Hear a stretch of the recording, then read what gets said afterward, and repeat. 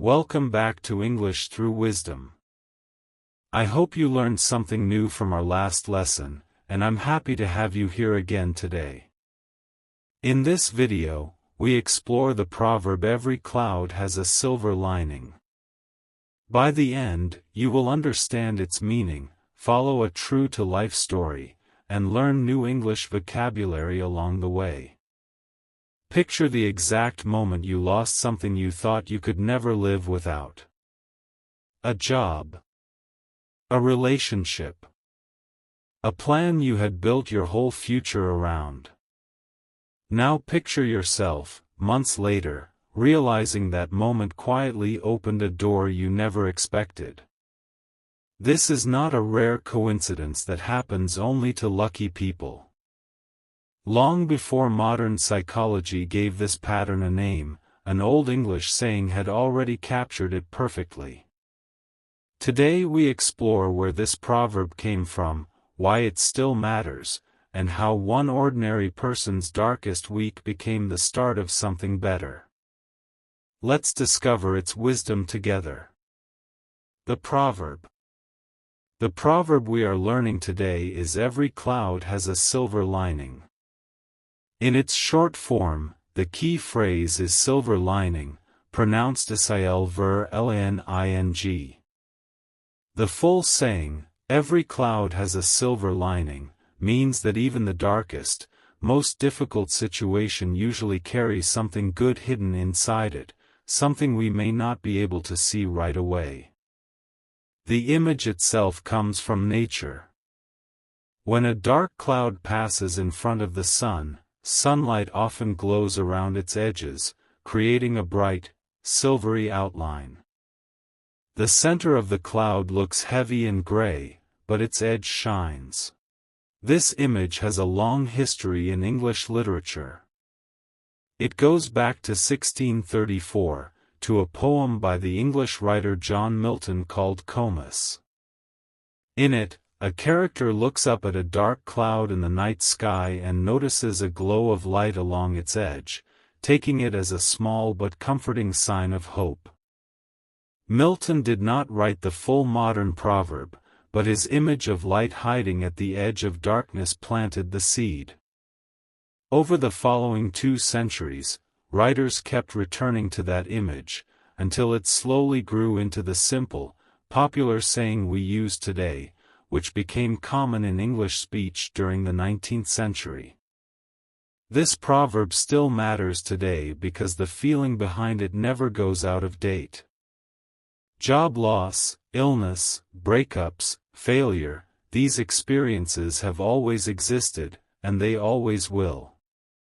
What changes is whether we are able to look past the dark center of the cloud and notice the light quietly glowing at its edge. Interestingly, many other languages have their own version of this same idea. French speakers say that after the rain comes good weather. Spanish speakers say there is no bad from which good does not come. German speakers say sunshine follows rain. Across cultures and centuries, humans have always needed a way to remind themselves that hard times do not last forever. Now let's watch this proverb come to life through a story. The story. Daniel Whitmore had worked at the same print shop in Manchester for 22 years. He knew the machines by their sounds. He knew which press jammed on rainy mornings and which one needed oil every Friday. He knew the smell of fresh ink better than he knew the smell of his own kitchen, because he spent more hours at that shop than he spent at home. On a Tuesday in early October, his manager called the whole team into the small break room. Daniel remembers the silence before anyone spoke. He remembers noticing that someone had left a half-eaten sandwich on the table, and how strange it felt to notice something so small at a moment that would change everything. The company was closing. Online printing had taken over the market, and the owners could not compete anymore. Everyone would lose their job by the end of the month. Daniel walked home that night the long way, through the park, past the river, past the bench where he used to eat lunch on warm days. He did not want to go straight home. He was not ready to say the words out loud to his wife, Claire. When he finally told her, she sat down slowly and asked the only question that mattered. "What are we going to do now?" He did not have an answer. He was 47 years old. He had one skill, and that skill no longer had a place in the world. That night Daniel lay awake staring at the ceiling, running numbers in his head. The mortgage. The car payment. Emily's college fees. Every number felt heavier in the dark than it had felt that afternoon. The next few weeks were heavy. Daniel sent out application after application. Most companies did not reply. The ones that did reply used the same polite sentence, "We have decided to move forward with other candidates." He started staying up late, scrolling through job listings that made him feel smaller every time he opened them. Claire tried to stay positive, but even she began to run out of comforting things to say. One night, after another rejection email, Daniel closed his laptop and said something he had never said out loud before. "Maybe I'm just too old to start over." Claire took his hand and did not answer right away, because she did not want to lie to him with an easy comfort he would not believe anyway. One evening, his daughter Emily, who was studying photography at college, asked him for a favor. She needed someone to help her set up lighting for a small project, an evening class she was teaching to a group of elderly neighbors who wanted to learn how to use their phone cameras properly. Daniel almost said no. He was too tired, too discouraged, too focused on his own problem. But Emily looked at him with the same stubborn expression she had worn since she was a child, and he could never say no to that look. He went. He carried the lights, adjusted the angles, and quietly helped an 81-year-old woman named Margaret understand why her photos always looked too dark. He explained shadows the way he used to explain ink pressure to new employees at the print shop, slowly, patiently, without making anyone feel foolish. Margaret laughed for the first time that evening when her photo finally came out clear. She squeezed his arm and said, "Young man, you should be teaching, not sitting at home worrying." Daniel brushed off the comment, but it stayed with him on the walk home. The next class, Emily asked him to come again. Then a friend of Margaret's asked if Daniel could teach a short class on his own, something simple, how to take clear photos on a phone, nothing complicated. He almost refused again. He kept thinking, "I am not a teacher, I am a printer with no job." But Claire pushed him gently. "Just try it once," she said. "What do you have to lose?" The first class had 6 people. Daniel was nervous. His hands shook slightly as he set up the projector. But once he started talking about light, about patience, about how the smallest change in angle could completely transform a photo, something in him relaxed. This was familiar. This was the same care he used to put into every printed page. Word spread through the neighborhood. The community center asked him to run a regular weekly class. Then a local school asked if he would teach a short course for parents. Then someone suggested he put his lessons online. Daniel almost quit before he began. His first attempt at recording a video was a disaster. The lighting was wrong, he forgot his own words halfway through, and he deleted the file in frustration, convinced that nobody wanted to watch a 47-year-old former printer talk about phone cameras. Claire found the deleted folder and gently asked him to try again, just once more, before he decided this was not for him.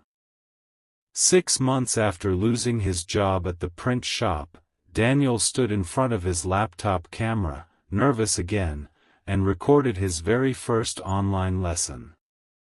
It was not perfect.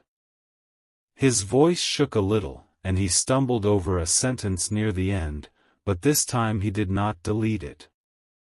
He simply uploaded it and closed the laptop before he could change his mind. By the next morning, 3,000 people had watched it. Comments filled the screen, people thanking him for explaining things so clearly, people saying they finally understood why their photos always came out blurry. One comment simply said, "You should have been doing this years ago." Claire found him one night sitting at the kitchen table, staring at the growing number of views, tears in his eyes. "I lost everything I thought defined me," he told her quietly. "And somehow I found something I didn't even know I was capable of." By the following spring, Daniel was earning more from his small teaching business than he ever had at the print shop. But the money was not the part that mattered most to him.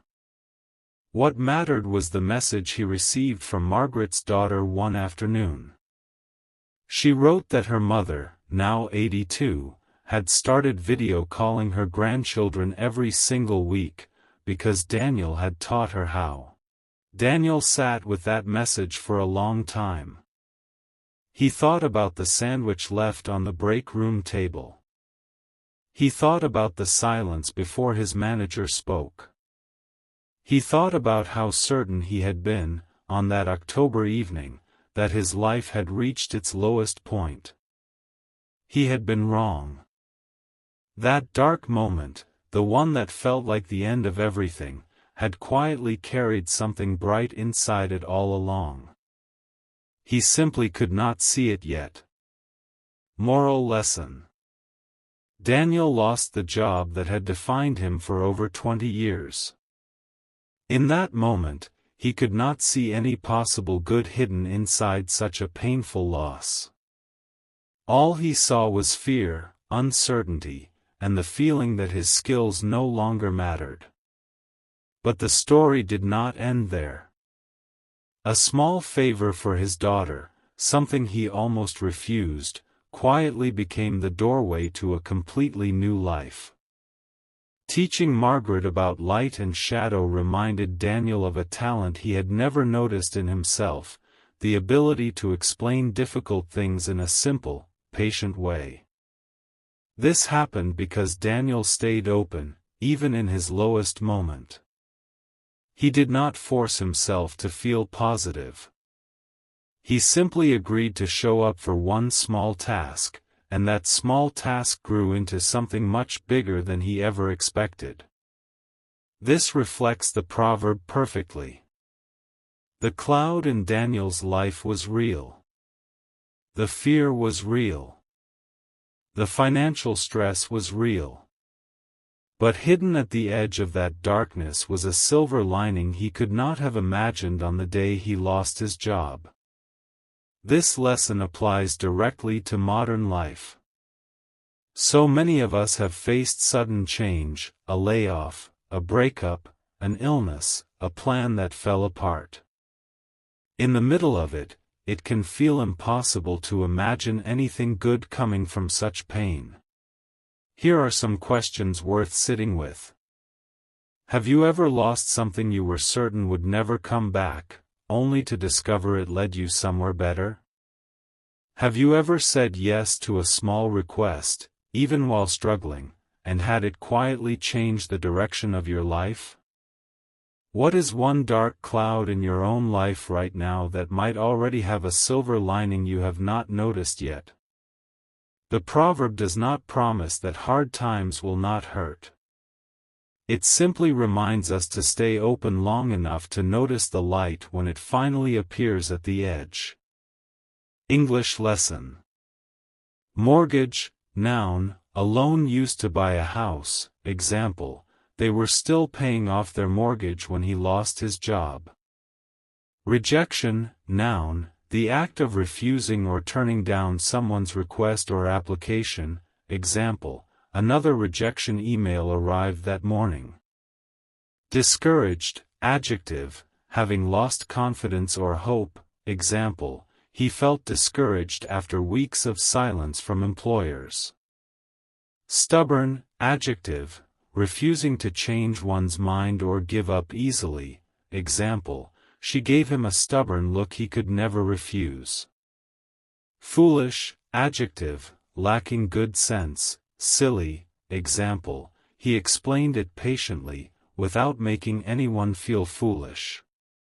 Transform, verb, to change something completely. Example, a small change in angle could transform the whole photo. Frustration, noun, a feeling of being upset because something is not working. Example, he deleted the video in frustration. Uploaded, verb, to send data or a file from a computer to the internet. Example, he uploaded the video before he could change his mind. Quietly, adverb, in a calm or silent manner. Example, the moment quietly carried something bright inside it. Capable, adjective, having the ability to do something. Example, he found something he didn't know he was capable of. Hidden, adjective, kept out of sight, not easily noticed. Example, the silver lining was hidden inside the dark cloud. Overcome, verb, to successfully deal with a difficulty. Example, he had to overcome fear before he tried again. Conclusion. Today we learned the proverb "Every cloud has a silver lining," an idea that traces back centuries yet still speaks to anyone facing hard times. Through Daniel's story, we saw how a painful loss quietly opened the door to something better. The final takeaway is simple. Even when a situation feels completely dark, it may already be carrying a hidden light you have not noticed yet. If you enjoyed learning English through this ancient saying, don't forget to like, subscribe, and share this video with someone who might need this wisdom today. Until next time, keep learning English and keep collecting wisdom from around the world.